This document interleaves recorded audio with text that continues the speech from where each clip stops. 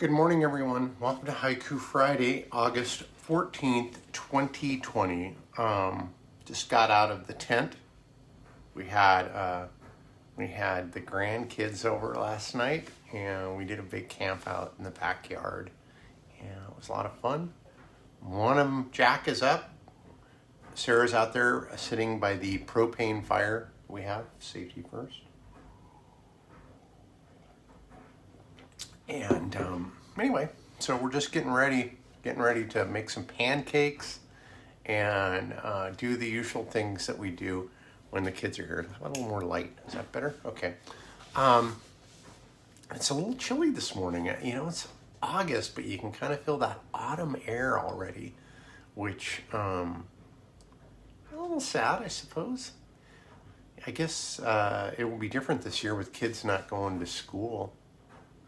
After a day of having the grandkids over, I can see why parents are a little worried about the what the day's gonna look like for them with the kids at home. So hopefully we get this all straightened out soon. All right, let's kick it with some haikus, shall we?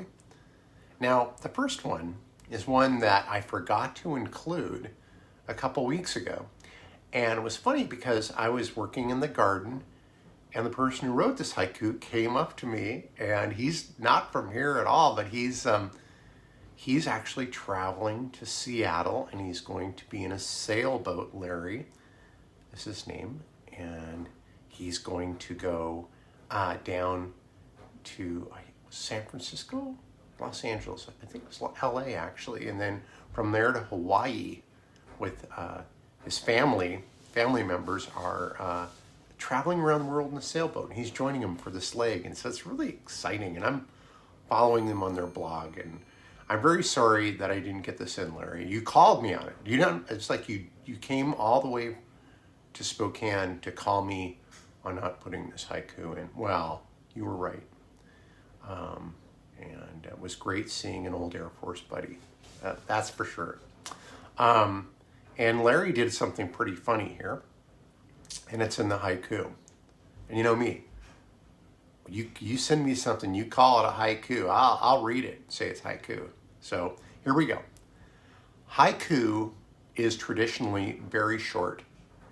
If you make it longer than that, they may not recognize it.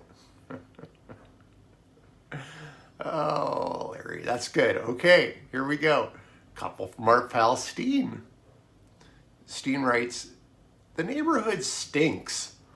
All soggy soot and fish skin charring on the grill. I wonder whose grill is charring fish. I don't know. It would have been cool if you were charring char. That would be really neat. Arctic char. Actually, brook trout are a member of the char family, and I think lake trout too. They're not true trouts. I think they're chars, I believe. Please correct me in the comments if you research chars and come to a different conclusion. All right. Second one from our Palestine. Sorry, I don't have the yogurt you like so much. Yes, find another. Oh, Steen, I feel for you. That's very sad. You're on the front lines where, you know, people are losing their shit out there, aren't they? And tell them to put on a mask, and they give you an excuse, and you say, whatevs.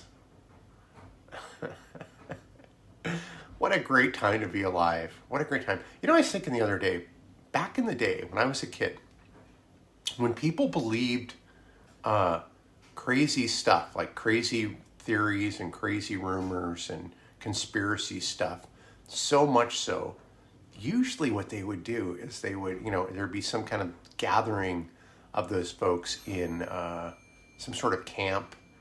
Maybe they put on new tennis shoes. Maybe they drink a special liquid. But all to say, they would go away via some belief that a spaceship or whatever was going to happen once they all offed themselves. But this is a kind of a switch, because now we have people actually wanting to off others before they off themselves. And It's an interesting bunch. It's an interesting bunch. And I hate to say it, we all know who they vote for. All right, enough of my politicizing this. One from our pal Rika-san. And Rika-san always comes through, right? I call him a resident poet laureate, poet philosopher, poet warrior. Ooh, I think I want to be a poet warrior. All right, here we go. Rika-san. What is the story? A book rarely referenced, well-worn, and dog-eared. Yeah. Yep. Thanks, Riko-san. Hope things are well. Hope things are well in the Great White North. Okay. Thanks, pal. Let's see. Here's one from me. Not too inspirational, actually, but, a little story. Into the blueberries, a magical trip of trust sometimes delivers. And we did good huckleberry picking the other day. And that's the thing. You just don't really know until you're there at your spot whether they're ripe or not, because or whether they've passed ripened and they're all dead now. Because if you have a spot you like to go to, it's going to be different than other people's spots, for sure. I mean, 2 weeks ago I saw people with gallons of huckleberries, and I knew where we were going. It wasn't going to be anywhere close. So, all right. Huckleberries. We had to trick the grandkids. They're like, we don't like huckleberries.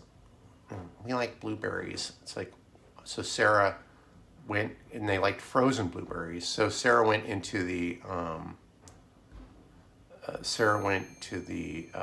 freezer and found some frozen huckleberries, and she called them mountain blueberries.